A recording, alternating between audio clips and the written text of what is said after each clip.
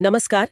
आज हम supreme court के एक बहुत ही हालिया और अहम फैसले पर गहराई से बात करने वाले हैं। नमस्कार। सवाल ये है, और ये काफी समय से वकीलों के बीच चर्चा में भी था, कि क्या हमारी अदालतें आर्बिट्रेशन के जरिए जो फैसले होते हैं, मतलब आर्बिट्रल अवार्ड्स, उनको बदल सकती हैं, उनमें कोई संशोधन कर सकती हैं? बिल्कुल, ये सवाल काफी उलझा हुआ था और अब सुप्रीम कोर्ट की 5 जजों की संविधान बेंच ने गायत्री बालासामी बनाम आईएससीजी, नोवासॉफ्ट टेक्नोलॉजीज लिमिटेड और कुछ जुड़े हुए मामलों में 30 अप्रैल 2025 को एक डिटेल जजमेंट दिया है।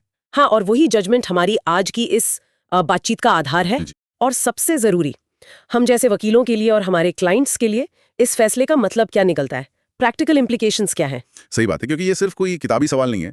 ये आर्बिट्रेशन की जो पूरी प्रक्रिया है ना, उसकी स्पीड, उसके फैसले की फाइनलिटी और दूसरी तरफ न्याय हो, इन सब के बीच एक बैलेंस बनाने की कोशिश है। तो चलिए इसी गुत्थी को सुलझाते हैं। सबसे पहले ये मामला 5 जजों की बेंच तक पहुंचा कैसे? मतलब कोई खास वजह रही होगी? हाँ, वजह ये थी कि सुप्रीम कोर्ट के पिछले कुछ फैसलों में ना थोड़ी अलग-अलग राय सामने आ रही थी। एक तरह का विरोधाभास था। अच्छा। हाँ, खास तौर पे 2021 में एक 2 जजों की बेंच का फैसला आया था, प्रोजेक्ट डायरेक्टर एनएचएआई बनाम एम हकीम। हाँ, हकीम वाला केस सुना है मैंने। उसमें कोर्ट ने काफी साफ कहा था कि धारा 34 के तहत अदालतें अवार्ड को सिर्फ रद्द कर सकती हैं, मतलब सेट असाइड कर सकती हैं, मॉडिफाई नहीं कर सकती। लेकिन मैंने ये भी सुना है कि हकीम से पहले भी और शायद बाद में भी सुप्रीम कोर्ट की ही दूसरी बेंचों ने, शायद छोटी बेंचों ने, अवार्ड्स में बदलाव किए थे या ऐसे बदलावों को सही माना था। आपने बिल्कुल सही सुना है, ऐसा हुआ था। जैसे वेदांता लिमिटेड का केस था, टाटा हाइड्रोइलेक्ट्रिक वाला मामला था। इनमें कोर्ट्स ने मॉडिफिकेशन या तो किया था या अपहोल्ड किया था। तो मतलब कंफ्यूजन था। बिल्कुल। इसी कंफ्यूजन को, इसी विरोधाभास को खत्म करने के लिए और एक साफ कानूनी स्थिति बनाने के लिए ये मामला फिर संविधान बेंच को भेजा गया। समझ गई। और बेंच के सामने फिर मुख्य कानूनी सवाल क्या रखे गए थे? सवाल सीधे थे। पहला, क्या धारा 34 और 37 में अवार्ड को मॉडिफाई करने की पावर शामिल है? दूसरा, अगर हाँ, तो क्या ये पावर सिर्फ तभी है जब अवार्ड का, मान लीजिए, खराब हिस्सा सही हिस्से से अलग किया जा सके, मतलब सेवरेबिलिटी वाली बात। हाँ, सेवरेबिलिटी। और एक तर्क ये भी तो था शायद कि भाई, अगर कोर्ट के पास अवार्ड रद्द करने की इतनी बड़ी पावर है, तो क्या उसमें बदलने की छोटी पावर अपने आप शामिल नहीं हो जाती? बिल्कुल, यही वो लैटिन सिद्धांत है, ओमने माजुस कॉन्सिडेट इन से माइनस, कि बड़ी शक्ति में छोटी शक्ति निहित होती है। इस पर भी बेंच को विचार करना था। और सबसे बड़ा सवाल, कि क्या वो जो एम हकीम वाला फैसला था, वो सही कानून बता रहा था या नहीं? एग्जैक्टली। ठीक है, तो ये वो कानूनी पेंच थे जिन्हें सुलझाना था।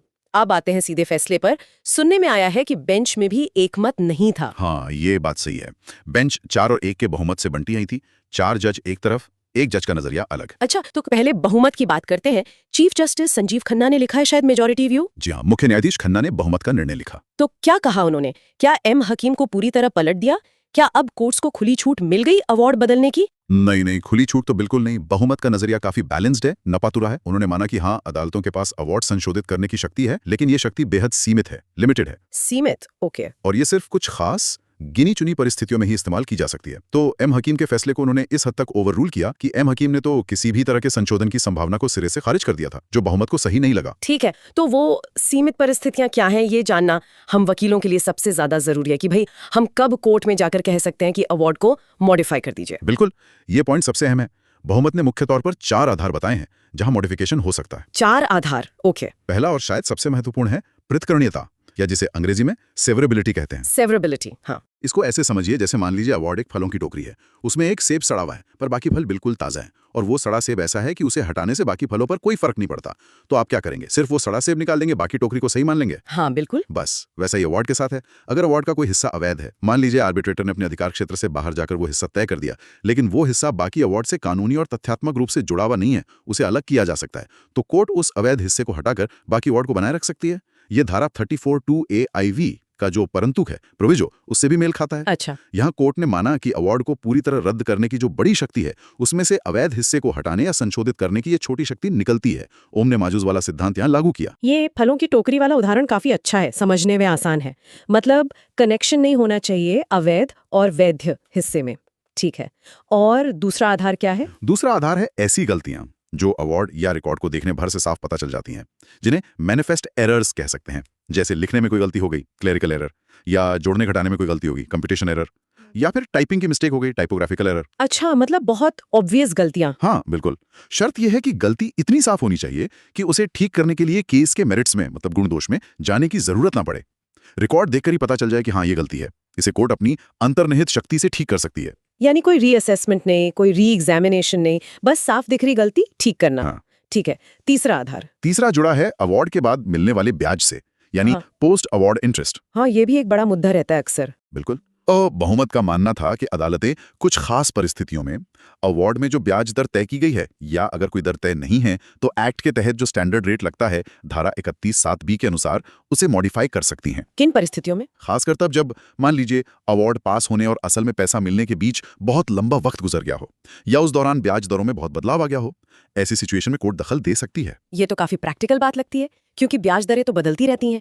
तो क्या कोर्ट ब्याज दर कम भी कर सकती है और ज्यादा भी? हाँ, बहुमत के नजरिए से देखें तो दोनों संभव हैं, लेकिन इसके लिए ठोस वजह होनी चाहिए और कोर्ट को बहुत सावधानी बरतनी होगी। ये याद रखना होगा कि वो कोई अपील कोर्ट की तरह मेरिट्स पर सुनवाई नहीं कर रही है। समझ गई। और चौथा आधार? वो शायद सिर्फ सुप्रीम कोर्ट के लिए है। हाँ, वो है संविधान का अनुच्छेद 142। ये सुप्रीम कोर्ट को पूर्ण न्याय करने के लिए खास शक्ति देता है। बहुमत ने यह साफ किया कि इस शक्ति का इस्तेमाल भी अवार्ड संशोधित करने में हो सकता है, लेकिन बहुत ही रेयर मामलों में, अपवाद के तौर पर। अच्छा। और इसका मकसद विवाद को हमेशा के लिए खत्म करना होना चाहिए, ना कि अवार्ड के जो मूल निष्कर्ष हैं, जो फाइंडिंग्स हैं, उनको बदलना। बहुत सावधानी से इस्तेमाल करने वाली पावर है ये। तो ये 4 सीमित दायरे हो गए: सेवरेबिलिटी, साफ गलतियां, पोस्ट अवार्ड इंटरेस्ट और अनुच्छेद 142 सिर्फ सुप्रीम कोर्ट के लिए। अच्छा, बहुमत ने संशोधन और रद्द करने में क्या फर्क है ये भी साफ किया होगा? हाँ, बिल्कुल। उन्होंने कहा कि संशोधन का मतलब है अवार्ड बना रहेगा, लेकिन उसमें कुछ बदलाव कर दिया जाएगा, जबकि रद्द करने का मतलब है अवार्ड का वजूद ही खत्म हो जाना, वो शून्य हो जाता है। एक और चीज जिस पे काफी बहस होती है वो है धारा 34(4), यानी मामले को वापस आर्बिट्रेटर के पास भेजना, रिमांड करना। इस पर बहुमत का क्या कहना था? बहुमत ने इसे एक बहुत अहम और उपयोगी प्रावधान माना। जब अवार्ड में ऐसी कमियां हों जिन्हें आर्बिट्रेटर ठीक कर सकता है, जिससे अवार्ड को रद्द करने की नौबत ना आए, तब कोर्ट इसका इस्तेमाल कर सकती है। हाँ, ये तो पार्टियों के लिए भी अच्छा है, दोबारा पूरी प्रक्रिया से बच जाते हैं। बिल्कुल। और एक खास बात जो वकीलों को नोट करनी चाहिए, बहुमत ने किन्नरी मलिक वाले केस से अलग राय दी। उन्होंने कहा कि रिमांड के लिए पार्टी का कोई फॉर्मल लिखित आवेदन जरूरी नहीं है। अगर पार्टी मौखिक रूप से भी अनुरोध करती है तो कोर्ट विचार कर सकती है। अच्छा, ये तो काफी सहूलियत वाली बात है। और क्या अपील कोर्ट, मतलब धारा 37 के तहत जो अपील सुन रही है, वो भी रिमांड कर सकती है? हाँ, बहुमत का यही मानना है।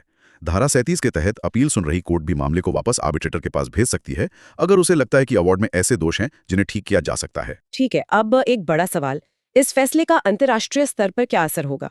क्या जो विदेशी अवार्ड्स भारत में लागू करवाने होते हैं उनमें अब कोई दिक्कत आएगी? बहुमत ने इस चिंता पर भी विचार किया।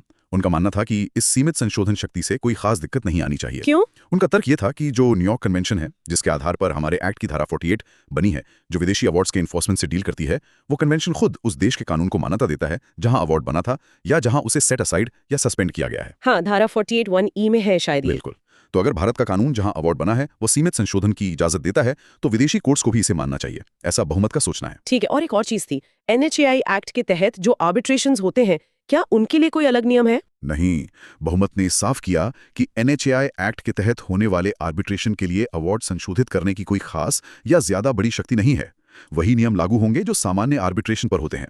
समझ गई। तो ये था बहुमत का नजरिया। संक्षेप में कहें तो संशोधन की शक्ति है, पर बहुत सीमित है, कुछ खास दायरों में।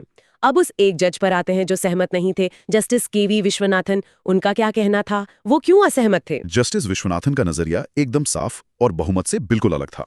उन्होंने M हकीम वाले फैसले का पूरी तरह से समर्थन किया। पूरी तरह से? हाँ, उनका सीधा मानना था कि आर्बिट्रेशन एक्ट की धारा 34 के तहत अदालतों के पास अवार्ड को संशोधित करने की कोई शक्ति है ही नहीं, जीरो। कोई शक्ति नहीं, मतलब वो जो 4 आधार बहुमत ने बताए वो भी नहीं? सिर्फ एक बहुत छोटा सा अपवाद उन्होंने माना।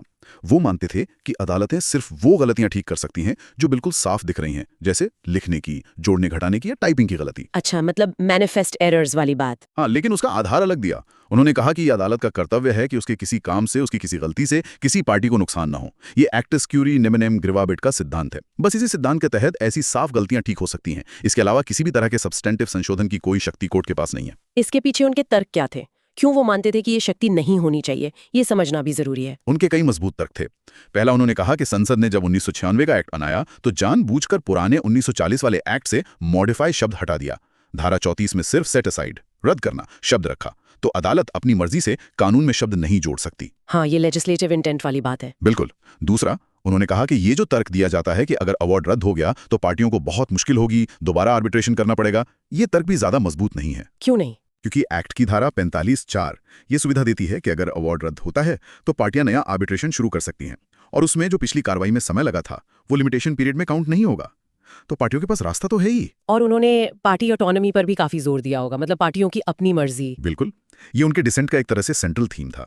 उन्होंने कहा कि जब दो पार्टियां आपसी सहमति से सोच समझकर अदालती प्रक्रिया को छोड़कर आर्बिट्रेशन का रास्ता चुनती हैं, तो ये उनकी स्वायत्तता का सम्मान होना चाहिए। अदालतों का दखल कम से कम होना चाहिए।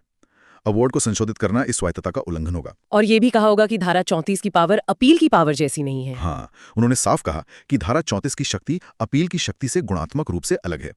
धारा 34 में कोर्ट मेरिट्स पर पुनर्विचार नहीं कर सकती, जैसे अपील में होता है।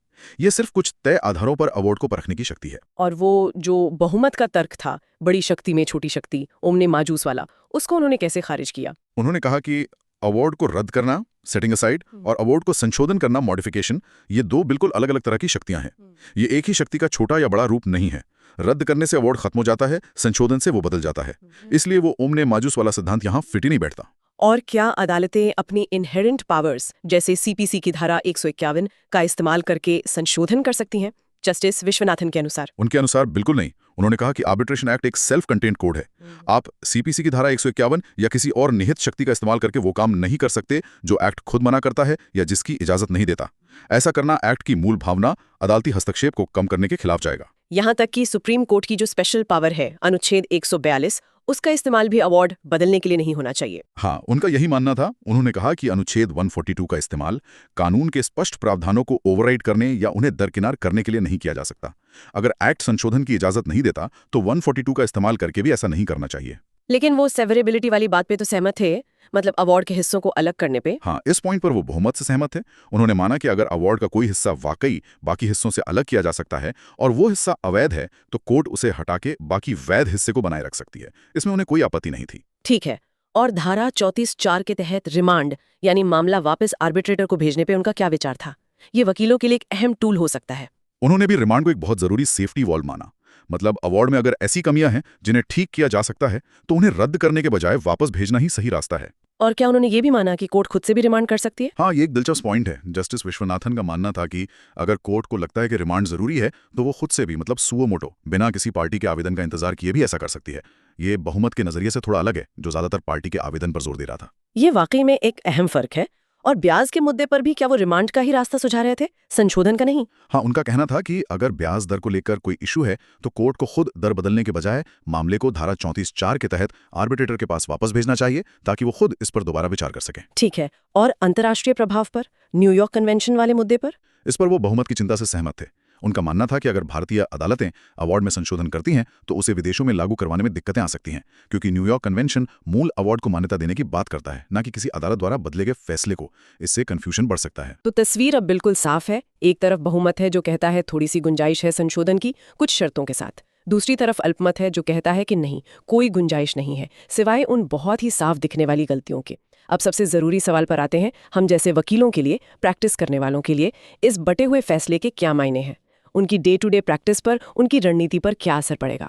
देखिए, ये फैसला वकीलों के लिए वाकई में बहुत महत्वपूर्ण है। ये उस बुनियादी कश्मकश को दिखाता है जिससे आर्बिट्रेशन कानून हमेशा से जूझता रहा है। एक तरफ अवार्ड की फाइनलिटी, यानी वो अंतिम हो, और दूसरी तरफ वो सही हो, न्यायपूर्ण हो।